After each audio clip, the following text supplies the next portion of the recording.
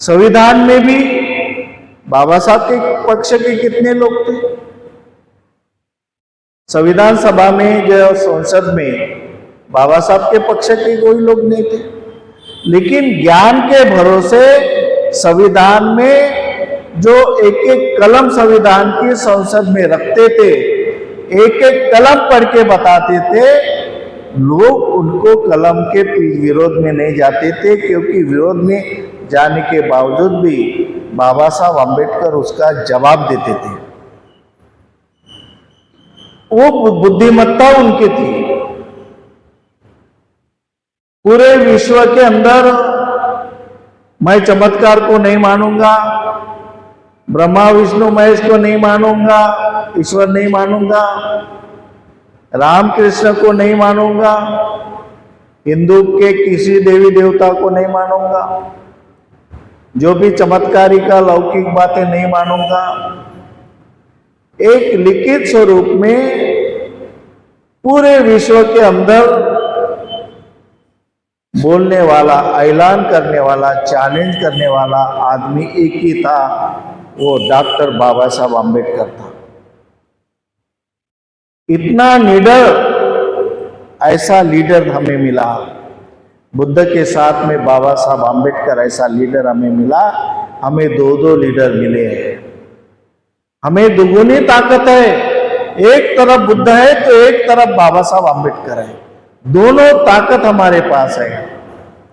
लेकिन हम कभी कभी साहस नहीं करते, हम कभी कभी डरते हैं कि ये बहुमत है, ये ज्यादा लोग हैं, हम कम लोग हैं। देहातों में वगैरह इतने डरे हुए लोग रहते हैं कि उनके सामने अभी पेपर में आते हैं, मोबाइल पे आते हैं, ऐसे घटना आते हैं कि अपने लोग कितने डरे हुए हैं, क्योंकि वो ये चाहते हैं। आप उस षड्यंत्र को समझने की कोशिश करो।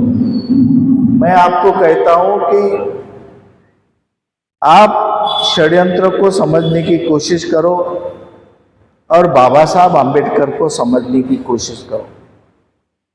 हम सिर्फ बुद्ध को समझने की कोशिश कर रहे हैं। बुद्ध के बारे में हम त्रिपिटक पढ़ेंगे, सब कुछ पढ़ेंगे, अभिधम्म पिटक पढ़ेंगे, सुत्त पिटक पढ़ेंगे, विनय पिटक पढ़ेंगे। उसमें बोलेंगे कि इसमें 227 नियम है, इसमें 231 नियम है, ऐसा करना है। वो तो बात अलग है कि बाबा साहब अम्बेडकर ने हमें जो बुद्ध दिया, बाबा साहब को कौन पढ़ेगा? बाबा साहब अम्बेडकर के विचारधारा को कौन समझेगा? आज हमारे कई भिक्षु जय भीम बोलने के लिए उनका साहस नहीं है, उनकी हिम्मत नहीं है जय भीम बोलने की। आज भी भारत के अंदर ऐसा भिक्षु संघ है, वो जय भीम बोलने से डरता है, साहस नहीं करता। जिस बाबा साहब अम्बेडकर ने दुनिया को हिला दिया, उस बाबा साहब अम्बेडकर का नाम लेने के लिए, जय भीम बोलने के लिए आज भी हमारा भिक्षु संघ या कुछ हमारे लोग हैं जो आज भी साहस नहीं करते जय भीम बोलने। हम कभी रेलवे में प्रवास करते हैं, रेलवे में जाते हैं, तो हमें कई बार अनुभव इसका आता है कि हमारे बाजू में कोई अपना आदमी बैठा रहता है, वो दिखाता नहीं कि वो जय भीम वाला है या बुद्ध को मानने वाला, दिखाता नहीं। ऐसी रहेगा कि वो बुद्धिस्ट नहीं, अम्बेडकर नहीं, हम तो चिवर वाले हैं, हमको तो कोई भी पहचानेगा कि ये तो अम्बेडकरवादी है या बुद्धिस्ट है। लेकिन बाजू में लोग बैठे रहते, वो ना बाबा साहब का नाम लेते हैं ना बुद्ध का नाम लेते हैं।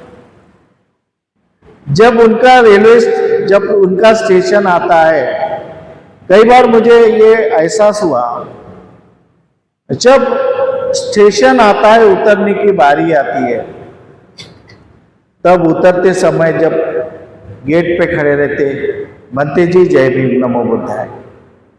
मैं बोला अभी तक तो मेरे साथ में बैठा था, अभी तक तूने जय भीम नहीं किया, अभी तक तूने बाबा साहब का नाम नहीं लिया। जो साहस चाहिए वो साहस हमारे में होना चाहिए। बाबा साहब आंबेडकर के नाम में जो ऊर्जा है, उनके जीवन में जो ऊर्जा है, उनके जीवन में जो साहस है, बाबा साहब के जीवन में जो क्रांति है, वो क्रांति, उनका साहस हमें प्रेरणा देता है, हमारे शरीर के अंदर एक ऊर्जा निर्माण करता है। बाबा साहब आंबेडकर का जो व्यक्तिमत्व देखिए, उनका आप चेहरा देखिए बाबा साहब का, जब उनके चेहरे पर गौर से देखते हैं तो एक अंदर के अंदर एक क्रांति निर्माण होती है। एक क्रांति का प्रतीक है बाबा साहब आंबेडकर, क्रांति का प्रतीक है। हम तथागत बुद्ध को शांति का प्रतीक समझते, तथागत बुद्ध भी शांति का प्रतीक नहीं है, तथागत बुद्ध भी क्रांति का प्रतीक है। उन्होंने भी अपने समय, अपने जमाने में, उनके काल में उन्होंने भी लोगों की समस्या दूर करने के लिए तथागत बुद्ध ने भी क्रांति की। वो क्रांति के अग्रदूत है तथागत बुद्ध। इसलिए ये कहते हैं, बाबा साहब आंबेडकर यहाँ पे लिखते हैं कि वो डरे हुए थे, वो शाक्य संघ में डरे हुए थे, बहुमत का विरोध नहीं कर सके, डरे हुए थे।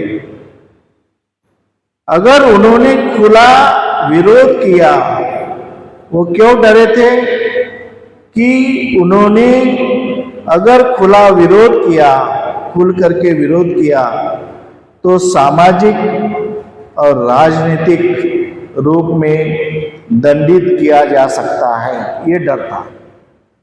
अगर हम बहुमत का विरोध करेंगे तो हमें सामाजिक बहिष्कार हो सकता है, सामाजिक दंडित किया जा सकता है, राजकीय दंडित किया जा सकता है, ये डर उनके मन में था। इसलिए वो खुल करके साहस नहीं कर सकते थे, बोलने का साहस नहीं करते। इसलिए हमें यह स्थिति अक्सर किसी भी समुदाय या समूह में होती है, जहां बहुमत का दबाव अल्पसंख्यकों को चुप करा देता है। बहुमत का दबाव अल्पसंख्यक को चुप करा देता है। इसलिए अल्पसंख्यक होना ये डेमोक्रेसी में, लोकशाही में सबसे बड़ी एक गलत काम है। हमारा उद्देश्य यह होना चाहिए कि हम अल्प समाज से बहुजन समाज कैसे बने, हम कैसे समाज को जोड़े, कैसे लोगों को जोड़े। अगर हम अल्प समाज बन जाते हैं तो हमारे पे अन्य अत्याचार होगा। अगर हम बहुमत में आ जाते हैं तो हम किसी को नहीं डर सकते। आपने कई उदाहरण देखे होंगे कि जहां पे समाज बहुमत में आया, वहां पे समाज ने राज किया। आज भी हमारा समाज जहां पर बहुमत में आ गया, वहां पर हमारे समाज ने राज किया। जब भी हमारा समाज अल्पमत में आ गया तो दूसरे ने हमारे ऊपर राज किया। ये बाबा साहब आंबेडकर ने यूं ही, ये ग्रंथ में यूं ही शब्द नहीं रखे। आप बाबा साहब आंबेडकर को समझने की कोशिश कीजिए। बाबा साहब आंबेडकर को पूरी तरह से समझो और बाबा साहब आंबेडकर को बाबा साहब आंबेडकर के नजर से देखो, दूसरे के नजर से मत देखना। बाबा साहब को देखना है तो बाबा साहब की नजर चाहिए। दूसरे के नजरों से देखोगे तो तुमको बाबा साहब कभी समझ में नहीं आएगा। इसलिए जो बाबा साहब आंबेडकर को मानने वाला समाज आज हमारे इंदौरा में, आज बाबा साहब को मानने वाला समाज है। किसी की हिम्मत नहीं यहां पे कुछ बोलने की। क्योंकि बाबा साहब आम्बेडकर को मानने वाला समाज यहाँ इंदौरा में बहुमत में है। बहुमत में होने के वजह से यहाँ पर कोई हिम्मत नहीं करता। इसी तरह बाबा साहब आम्बेडकर ने ये उदाहरण दिया कि हमेशा अपने आप को तोड़ो मत, अपने आप को जोड़ने का प्रयास करो। जितना बहुमत में रहोगे उतना तुम्हारी ताकत बढ़ेगी और तुम्हारे ऊपर आग उठाकर देखने की कोशिश भी कोई नहीं करेगा। ये जय भीम के नारे में इतनी ताकत है, बाबा साहब के चेहरे में इतनी ताकत है, बाबा साहब के विचारों में इतनी ताकत है। एक लड़का झोपड़ी में रहता है, एक लड़का झोपड़ी में रहता है, उसके माता पिता बहुत गरीब रहते। सवेरे माँ बर्तन मांजने के लिए, कप झाड़ू पोछा करने के लिए चले जाती है। थोड़ा थोड़ा सवेरे उठ करके खाना बना करके बस थोड़ा सा खाना खा लिए निकल जाती, क्योंकि सवेरे बर्तन मांजना, झाड़ू पोछा करना उसके लिए जाना पड़ता। पिताजी भी सवेरे जो भोजन होता है उसमें थोड़ा सा खाना खा लेता है। अपना ऑटो चला करके, रिक्शा पहले पैदल ऐसे पैर से चलाते थे रिक्शे, इस तरह से पैदल चलाने वाले रिक्शे से वो भी चले जाता है। लड़का अकेला घर में रहता है और घर में अकेला रहता है, लेकिन बाबा साहब आम्बेडकर की तस्वीर रहती है। बाबा साहब आम्बेडकर की तस्वीर रहती है। वो तस्वीर के सामने रोज बैठ करके बाबा साहब आम्बेडकर के चेहरे की तरफ देखता है और रोज पढ़ाई करता है। माँ बाप अशिक्षित, अनपढ़, ना माँ उसको पढ़ा रही ना पिताजी उसको पढ़ा रहा। किसके? बाबा साहब आम्बेडकर के तस्वीर के सामने छोटी सी तस्वीर दीवार को रख देता है और तस्वीर के सामने बैठ करके पढ़ाई करता है। बैठ करके नीचे बैठ के एक बोरा डाल करके पढ़ाई करता है। जब मैट्रिक में उसका रिजल्ट आता है, तो मैट्रिक में उसका फोटो आता है, मेरिट आता है, मेरिट में आता है। लड़का वो मेरिट में आता है। देखो, माँ सवेरे उठ के, अनपढ़ माँ सवेरे उठ के बर्तन मांजने के लिए जाती है, पिताजी रिक्शा चलाते हैं, सवेरे उठ के वो चलाते हैं, वो भोजन कर लेता, फिर बाबा साहब आम्बेडकर की तस्वीर लिख करके उसके सामने पढ़ाई करता, मेरिट में आता है। जब पत्रकार उसके घर में आते हैं, पूछते हैं तेरी माँ क्या काम करती है? वो कहता है मेरी माँ झाड़ू पोछा करती है।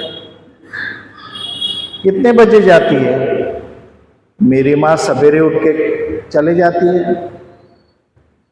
फिर पूछते हैं तुम्हारे पिताजी क्या करते हैं? मेरे पिताजी पैदल रिक्शा चलाते हैं। वो कितने बजे जाते हैं? तो सवेरे उठ के अपने काम धंधे के लिए चले जाते हैं। फिर तुझे पढ़ाता कौन? माँ अनपढ़ है, पिताजी अनपढ़ है, सवेरे उठ के चले जाते हैं। फिर पत्रकार को बुलाता, वो अंदर, घर के अंदर बुलाता है, बाबा साहब आम्बेडकर की तस्वीर बताता है। मुझे माँ बाप पढ़ाते नहीं, बोल ना पिताजी पढ़ाता है क्योंकि पिताजी अनपढ़ है, ना माँ पढ़ाती है, बोले माँ भी अनपढ़ है। लेकिन मेरा जो मार्गदर्शक है बाबा साहब आम्बेडकर है। मैं बाबा साहब आम्बेडकर के तस्वीर के सामने अभ्यास करता हूँ और बाबा साहब को का मैं पालन करता हूँ, इसलिए मैं मेरिट आया हूँ। ये बाबा साहब के जुनून है, ये बाबा साहब का जुनून है। तुम बाबा साहब को जुनून को समझो कि बाबा साहब क्या चीज है। अरे दुनिया में सबसे बड़ी चीज है, सबसे बड़ी चीज है। हम कहाँ भटक रहे हैं? कोई किसी भिक्षु के यहाँ पड़ा है, नहीं मेरे गुरु भिक्षु है, भिक्षु चलो उसके पैर पर छू रहा है, उसको पैर धोने के लिए पानी दे रहा है। ऐसा पानी नहीं चाहिए मुझे, पानी में फूल डालो, फूल डाल रहा है। ऐसा नहीं मेरे पैर पे पानी डालो, पैर में पानी डाल रहा है। ऐसा नहीं पैर साफ करके दो, पैर साफ के दे रहा। और वो बुद्ध बता रहा, बाबा साहब बता ही नहीं रहा। फिर पूजा करता, पूजा में ये सूत्र होना, वो होना, ये चाहिए, ऐसा बैठो वैसा बैठो, बाबा साहब का फोटो नीचे रखो ऊपर रखो, जो जैसा भी एक चिवरधारी जैसा भी आपको हुक्म करता है, आदेश करता है, आप समझने की कोशिश करो। वो आदेश करता है, क्यों आदेश करता है? आपको गुलाम समझता है, आपको भक्त समझता है, आपको भक्त समझता है, वो गुलाम समझता है। उसको मालूम है पूजा के लिए मुझे बुलाया, मैं अभी पुजारी हूं, मैं कोई साधारण चिवरधारी नहीं, मैं पुजारी हूं। जैसा उनको कहूंगा वैसे वो झुकेंगे। उसको पता है कि आज मैं इनको झुकाऊंगा, जैसे झुकाऊंगा वैसे झुकेंगे वो।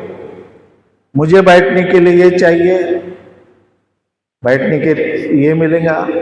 मेरी थाली रखने के लिए पीठ चाहिए, पाट चाहिए, ऐसा वो रखेंगे। उसके ऊपर कपड़ा चाहिए, पूजा के लिए पीटने पन्नी चाहिए, ऐसे पूजा होना चाहिए। हम कैसे मानसिक गुलाम बना रहे? वो क्या हमको बाबा साहब पढ़ा रहा है? जिस बाबा साहब के खून हमारे शरीर में दौड़ रहा है, जिस बाबा साहब के वजह से हमारी क्रांति हुई है, क्या बुद्ध के साथ बाबा साहब को बता रहा हूं?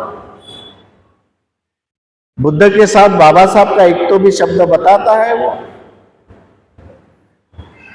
क्यों हम बाबा साहब से दूर दूर जा रहे हैं? क्यों हमको बाबा साहब से दूर दूर लेके जा रहे हैं? ऐसे कई शिविर मैंने देखा कि 10 दिन के, 3-3 महीने के, ऐसे कई शिविर मैंने देखा कि जहां पे बाबा साहब आम्बेडकर की तस्वीर नहीं है, जहां पे बाबा साहब आम्बेडकर का एक स्लोगन लिखा नहीं है, जहां पे बाबा साहब आम्बेडकर का नाम लिया नहीं जाता, ऐसे जगह पे भी हमारे लोग गुलाम बनके, अरे कितने मानसिक गुलाम बनोगे? किसके किसके मानसिक गुलाम बनोगे? कहां के भिक्षु आते, कौन से देश के भिक्षु आते, हमें मानसिक गुलाम करके जाते हैं। अरे हम बाबा साहब के वंशज है और किसी के वंशज नहीं है। हमें बुद्ध बताया होगा तो बाबा साहब ने बताया। आज हम बुद्धिस्ट हुए हैं तो बाबा साहब की वजह से बुद्धिस्ट हुए, नहीं तो हमें बुद्धिस्ट होने की कोई जरूरत नहीं। अगर बाबा साहब आम्बेडकर ने न कहा होता कि बुद्धिस्ट बनो तो हम बुद्धिस्ट भी नहीं बनते थे। एक घर में पूजा करने गए, वो 5-6 भिक्षु आए, बोले ऐसी पूजा होना चाहिए, इतनी गाता होना चाहिए, ये सूत्र होना, ये सूत्र से ये ऐसा होता, वो सूत्र से ऐसा होता, ये उससे हो। मैं बोला बोलना है बोल, जितना सूत्र बोलना है बोलो। मैं चुपचाप बैठ गया। फिर उसने प्रबोधन शुरू किया। बोले बाबा साहब आम्बेडकर तो खिड़की है बोले, और बुद्ध दरवाजा है बोले। प्रबोधन में मैं उठा वहां से, क्या द्यो मैं बोला, खबरदार बोला बाबा साहब के बारे में कुछ बोला तो तेरी पूजा करना है, जो भी करना है, जो भी गाता बोलना है, सब गाता बोल, जैसे गाता बोलना है, लेकिन बाबा साहब आम्बेडकर के विरुद्ध में एक भी बात नहीं करना है। हमारा सिर झुकता है, बाबा साहब के सामने झुकता है और किसी के सामने नहीं झुकता। जहां पे बाबा साहब आम्बेडकर नहीं है वहां पे हमको जाना नहीं है। एक ठान लो अपने दिमाग में, एक बात भर लो अपने दिमाग में, एक बात बना लो कि जहां पे बाबा साहब है वहां पे ही अम्बेडकरी समाज जाएगा। जहां पे बाबा साहब नहीं है वहां अम्बेडकरी समाज नहीं जाएगा। अगर आपको कहीं भी जाना है आप स्वतंत्र ही जा सकते हैं, लेकिन खुद को अम्बेडकरवादी मत बोलो, खुद को अम्बेडकरवादी मत बोलो, बाबा साहब को बदनाम मत करो। अगर खुद को अम्बेडकरवादी समझते हो तो बाबा साहब अम्बेडकर का सम्मान करना सीखो। बाबा साहब के लिए खून खून दौड़ना चाहिए, खून में एक अंगार आना चाहिए, एक जोश आना चाहिए, तभी हम बाबा साहब अम्बेडकर का नाम लेने के लायक है, अन्यथा हम बाबा साहब अम्बेडकर का नाम लेने लायक नहीं है। बाबा साहब अम्बेडकर ने ये बुद्धायन धम्मा ग्रंथ क्यों लिखा, उसमें ऐसे ऐसे शब्द क्यों उन्होंने रखा, इसका क्या मतलब है, बहुमत का क्या मतलब है, अल्पमत का क्या मतलब है। बायकॉट, समाज से बहिष्कार करना, बाबा साहब ने यूं ही यहां पे शब्द डाला, क्या इसके पीछे बहुत बड़ा गहरा मतलब है, बहुत बड़ा बाबा साहब अम्बेडकर का चिंतन है। ये बुद्धायन धम्मा ग्रंथ लिखने के लिए बाबा साहब अम्बेडकर ने 5 साल से ज्यादा समय लगाया। संविधान लिखने के लिए तो सिर्फ 5 साल 11 महीने 18 दिन लगाया, लेकिन बुद्धायन धम्मा ग्रंथ लिखने के लिए बाबा साहब अम्बेडकर ने 5 साल से ज्यादा, 5 साल 1 महीना 10 दिन लगाए। हम इतने जल्दी बाबा साहब को नहीं भूल सकते, कोई भी हालत में भूल नहीं सकते। और मैं आपको चैलेंज देता हूं, मैं बिल्कुल, आप स्टाम्प पेपर पे 1 लाख रुपए के स्टाम्प पेपर से मेरी सही ले लो, लिख लो मेरा नाम, मैं सही करता हूं 1 लाख। आगे चल के 10 साल के अंदर आगे बाबा साहब अम्बेडकर का पूरे विश्व में युग आएगा, सिर्फ बाबा साहब अम्बेडकर का युग आएगा। इसलिए अभी थोड़ा धीरज रखो, अरे सामने बहुत कुछ आने वाला है, अभी तो कुछ आया नहीं। जैसे जैसे लोग पूरे विश्व के बाबा साहब को पढ़ेंगे, पूरे विश्व के लोग जैसे जैसे बाबा साहब अम्बेडकर के ग्रंथ पढ़ेंगे, वैसे वैसे बाबा साहब खुलेगा। अभी तो बंद है, अभी पूरा खुला है कहाँ बाबा साहब, पूरे दुनिया में अभी बाबा साहब को पढ़ाए कहाँ। बिना पढ़े वाले थाईलैंड के भिक्षु आते जिनको बाबा साहब पता नहीं, वो हमको बुद्ध बताते हैं। उनको पहले बताना पड़ेगा कि तू बाबा साहब सीख के आ जा। पहले भारत में आया तो पहले बाबा साहब अम्बेडकर सीख के आ जा। तेरे में कोई ताकत नहीं, तेरे में कोई चमत्कार नहीं, तेरे में कुछ नहीं, सिर्फ चिवर पहनने से आ गया चमत्कार। अरे चिवर के अंदर का इंसान देखो, चिवर को मत देखो। हम लोग नहीं बनते जी, हम चिवर की इज्जत करते हैं, और चिवर के अंदर का इंसान उसको कौन देखेगा। चिवर के अंदर जो इंसान है वो कितना स्वार्थी है, वो कितना लोभी है, वो कितना शोषण करता है, कितना लोगों को तकलीफ देता है, वो कौन देखेगा भाई। क्या चिवर को ही देखते रहेंगे। कल चल के उसने अपने मतलब के लिए, अपने स्वार्थ के लिए, आपका शोषण करने के लिए अपने दिल से चिवर पहन लिया, हो गया तुम्हारा गुरु, लग गए उसके पैर छूने के लिए। उसकी तहकीकात कौन करेंगे, उसकी मानसिकता कौन जांचेगा, उसकी नीयत कौन देखेगा कि कौन सा नीयत का है। ये देखना तुम्हारा काम नहीं है। क्या नीचे मुंडी झुकाकर वही पैर छूना, इतना ही काम दिया बाबा साहब ने तुमको, दूसरा काम बाबा साहब ने नहीं बताया। इतने भी मजबूर मत बनो, इतने भी गुलाम मत बनो। मैं तो किसी को गुलाम नहीं बनने देता। मैं तो अक्सर बोलता हूं कि जा रहा हूं, पैर धोने के लिए सादा पानी डालो, इसमें कोई फूल डालने की जरूरत नहीं, कुछ नहीं, सिंपल सादा पानी से मेरे पैर अच्छे हो सकते हैं। मेरे हाथ में लोटा दे दो, मैं अपने हाथ से पैर धो लूंगा, पैर धोने की कोई जरूरत नहीं, और पैर लगने की कोई जरूरत नहीं।